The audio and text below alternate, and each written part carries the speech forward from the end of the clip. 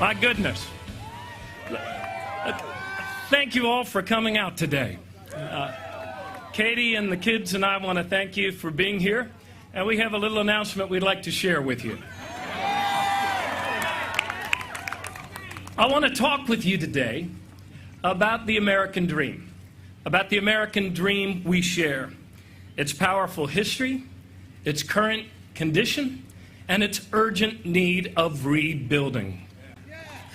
Our nation was founded on two self-evident truths: that all of us are created equal, and that we are endowed by our Creator with certain rights to life, to liberty, and the pursuit of happiness. And with these words, the American dream began. No fine print, no expiration date. All of us are included, women and men, black people and white people, Native Americans, Irish Americans, Asian Americans, Latino Americans, Jewish, Christian, and Muslim Americans, young and old, rich and poor, workers and business owners, gay, lesbian, and transgender, and straight Americans. All of us are needed.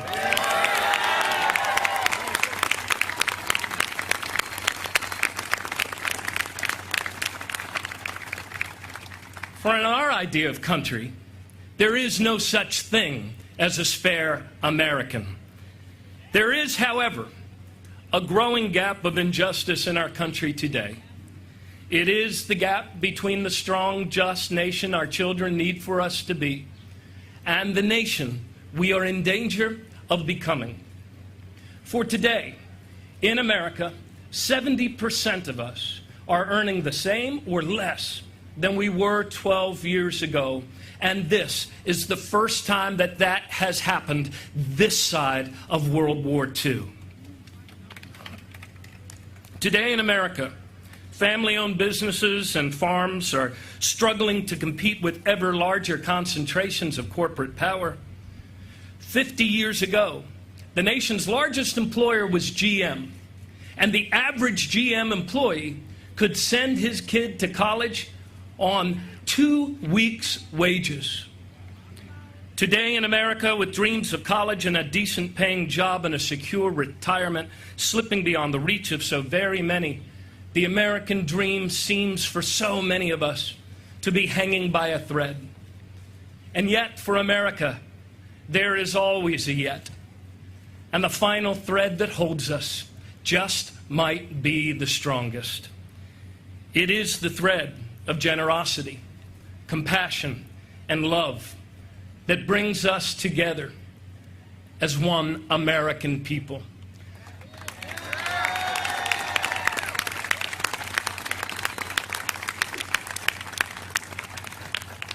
For over 200 years, we have been the architects of our own future, and now we must build anew.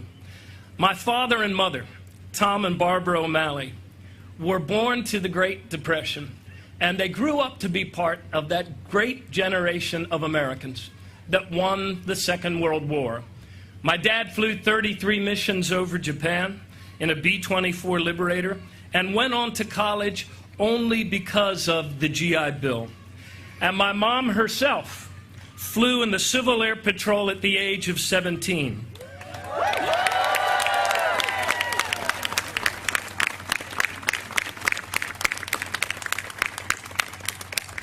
They raised their children, the 6 of us, to a secure middle-class future because of the sacrifices and the better choices of their generation.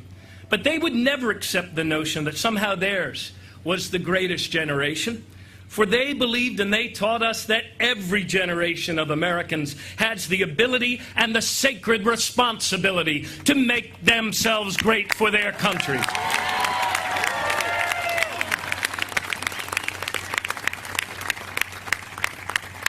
And so we must, and so we will, no matter the odds, no matter how tough the fight, no matter how big the challenge. And that is the urgent calling for us today, to rebuild the American dream now in our time.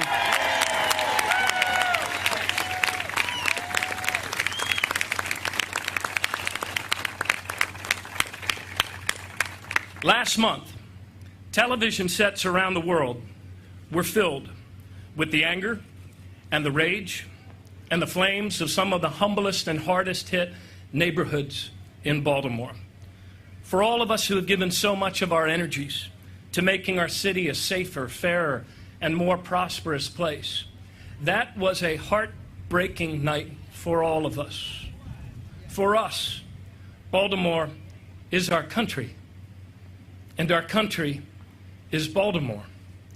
And there is something to be learned from that night. There is something to be offered to our country from those flames. For what took place here was not only about race, not only about policing in America, it was about everything it is supposed to mean to be an American.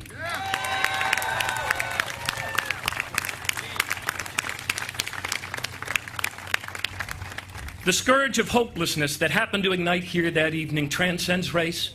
It transcends geography. Witness the record numbers of young white kids killing themselves on heroin in suburbs and small towns across our country. The hard truth of our shared reality is this: unemployment in many cities and many small towns across the United States of America is higher now than it was 8 years ago. Conditions of extreme poverty breed conditions of extreme violence. We have work to do. Our economic and political system is upside down and backwards, and it is time to turn it around.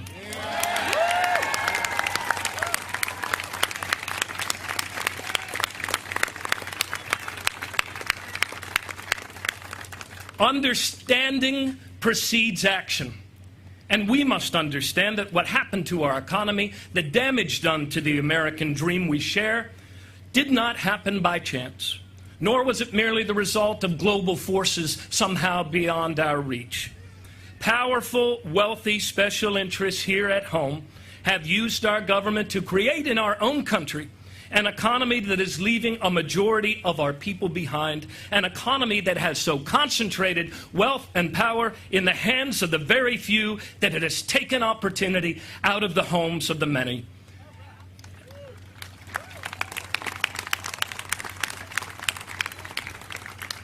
An economy where a majority of our people are unheard, unseen, unneeded, and left to conclude that their lives and their labors are worth less today than they were yesterday and will be worth less still in the future. We are allowing our land of opportunity to become a land of inequality. Main Street struggles while Wall Street soars. Tell me how it is. Tell me how it is that not a single Wall Street CEO was convicted of a crime related to the 2008 economic meltdown. Not a single one.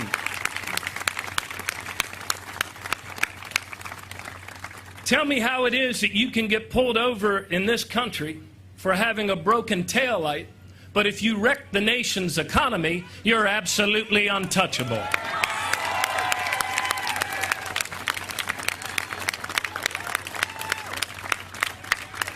You know, and I know, this is not how our economy is supposed to work. This is not how our country is supposed to work. This is not the American dream. It does not have to be this way. This generation of Americans still has time to become great.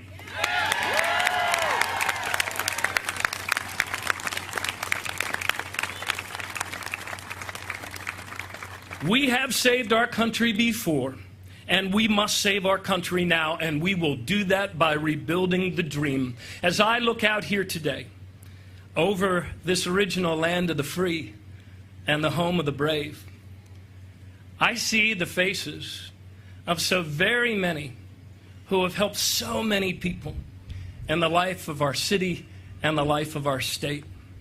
Together we made our city a safer, healthier, and better place for kids.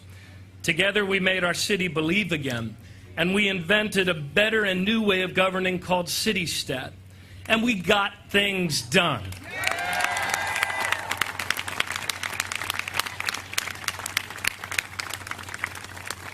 Together we made our state's public schools the best in the nation. We made college more affordable for more families. Let's hear it from the teachers back there.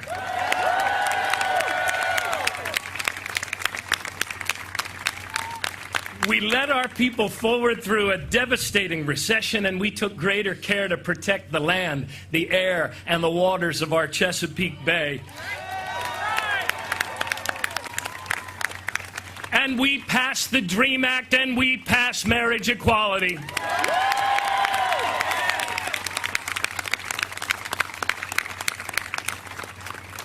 Together, we raised the minimum wage, and we maintained the highest median income of any state in the nation. We achieved top rankings in innovation, entrepreneurship, and women and minority business ownership and participation. And yes, it took new leadership, it took new perspectives, and it took new approaches, but together, we believed in the American dream. We took action to make it real, and that is exactly what our nation needs to do today.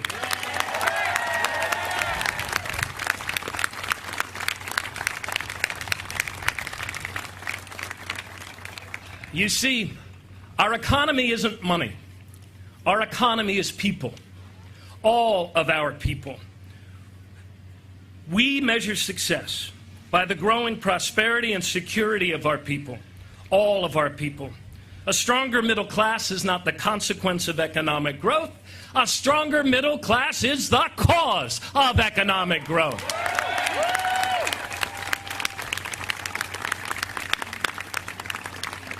And together as one people, we must build an American economy that works again for all of us.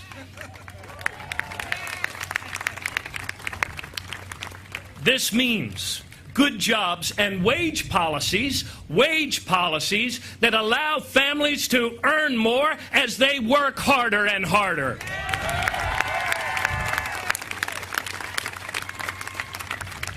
And that means a higher minimum wage. That means overtime pay for overtime work. And that means making it easier rather than harder for workers to organize and bargain collectively for better wages.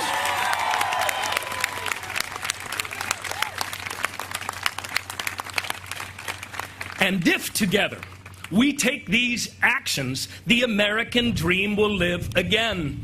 Climate change is real. And it also happens to be the greatest business opportunity to come to our country for 100 years.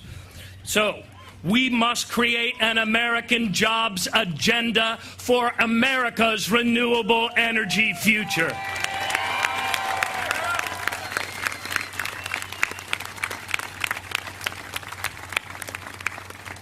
And we must also launch a new agenda to rebuild American cities as places of hope, opportunity, and justice for all.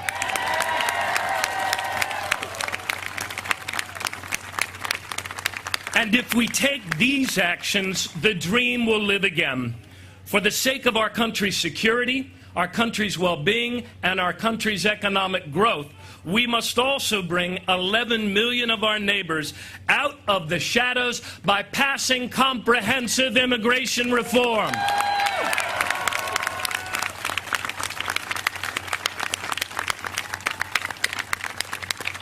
Because the enduring symbol of our nation is not the barbed wire fence, it is the Statue of Liberty.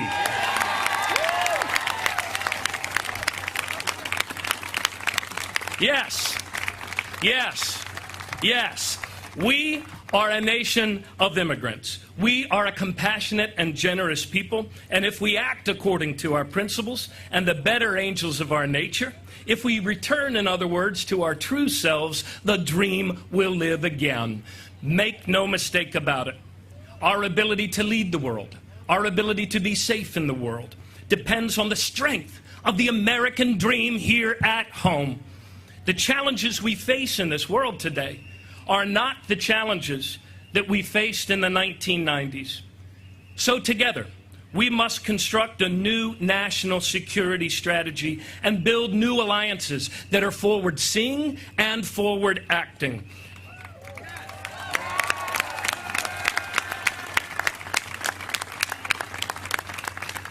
And the center of this new security strategy must be the reduction of threats, fast-evolving threats from violent extremism, pandemic, cyber attacks, nuclear proliferation, nation-state failures, to the drought, famine, and floods of climate change. We must also craft a new foreign policy of engagement and collaboration. We must join with like-minded people all around the world, and especially right here in our own hemisphere, for the cause we share of a rising global middle class.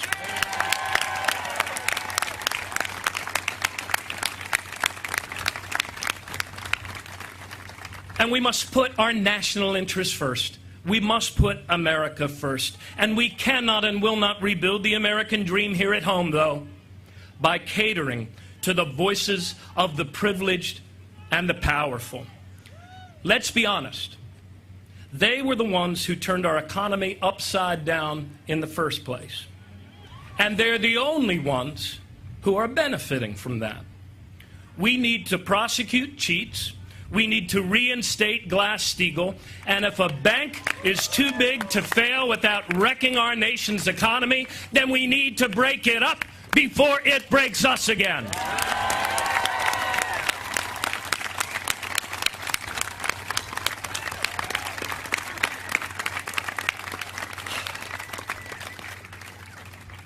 True story. Goldman Sachs. Goldman Sachs is one of the biggest repeat investment banks in America. Recently, the CEO of Goldman Sachs let his employees know that he'd be just fine with either Bush or Clinton. I bet he would. Well, I've got news for the bullies of Wall Street. The presidency is not a crown to be passed back and forth by you between two royal families. It is a sacred trust to be earned from the American people and exercised on behalf of the people of these United States.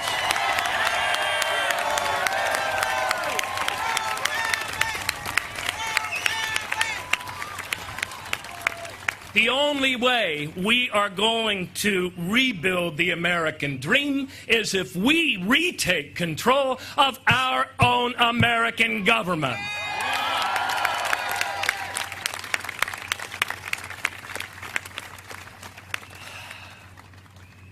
The poet laureate of the American dream, Bruce Springsteen,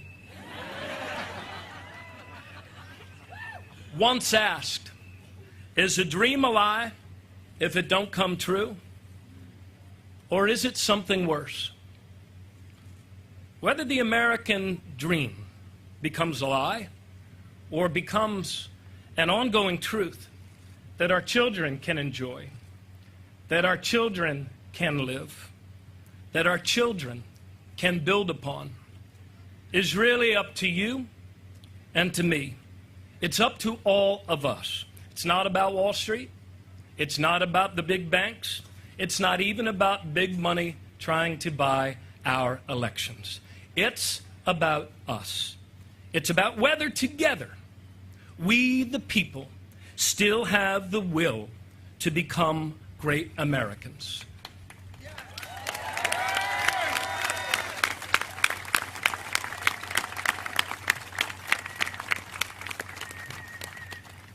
I believe that we do, and my decision is made.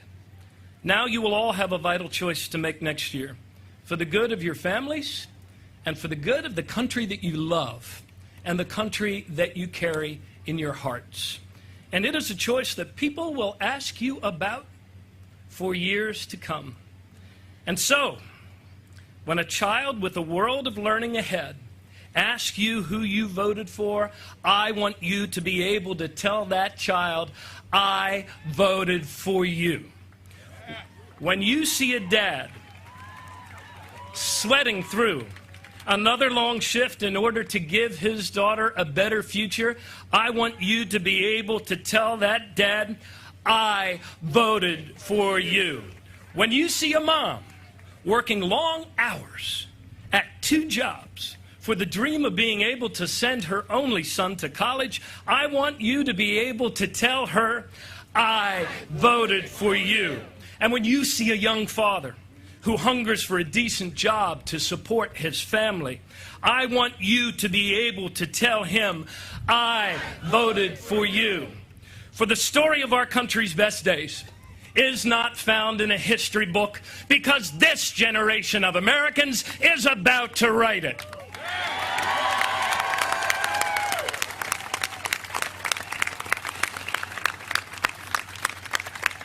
And that is why today, to you and to all who can hear my voice, I declare that I am a candidate for President of the United States, and I am running for you.